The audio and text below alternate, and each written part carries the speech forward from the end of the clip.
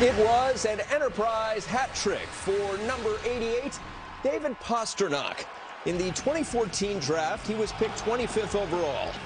I would say he's distinguished himself as a higher caliber player than that, Dano. What do you think? He's become one of the best pure goal scorers in the game, and you're absolutely right.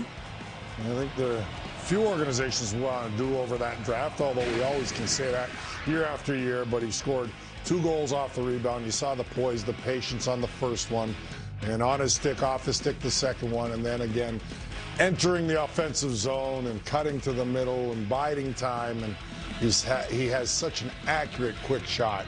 So he picks up the hat trick. That's not good news for the Islanders to see David Pastrnak feeling it and feeling confident.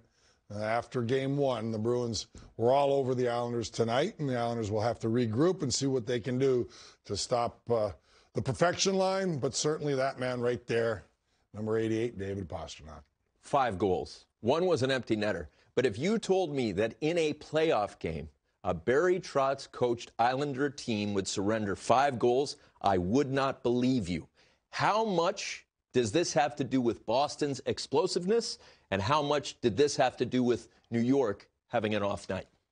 I think it's a combination of both. Certainly the fans. I mean, you heard David Pastrnak talk about that. I mean, it was packed, and these guys haven't seen that for a long time. So it really boosted their spirits, boosted their energy anyway. And the Bruins were rested, well rested. I know the Islanders still had a couple days off, but they came off a hard-fought 6-game series against the Penguins. You go into Boston, and they're sitting there waiting, ready to rock and roll, and that's exactly what they did. They executed. They were 2 for 2 on the power play.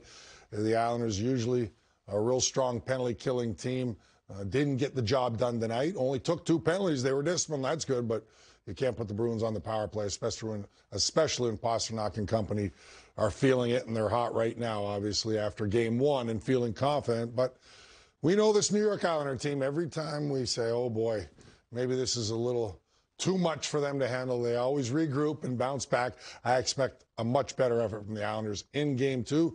Give the Bruins a ton of credit tonight. They came out of the gate flying. It was only 2-2 after 2 periods, although the Bruins had outplayed the Islanders for the most part. Islanders hung around, and then the Bruins took over in the third, ironically getting outshot a little bit in the third period, but they were opportunistic a little bit, and their big guns got the job done. Fascinating note from our research packet. The first 5 times these teams played, the Isles won every single time in the regular season. The trade deadline hit, and it was a totally different story. Once they got Taylor Hall and the rest of the additions, Boston became the superior team. We'll see if that continues in the playoff series. 1-0, Boston leads that series after winning tonight. We're going to take a break here on NHL Tonight. When we return, there will be a Game 7. The heroics of the Montreal Canadiens. Amazing.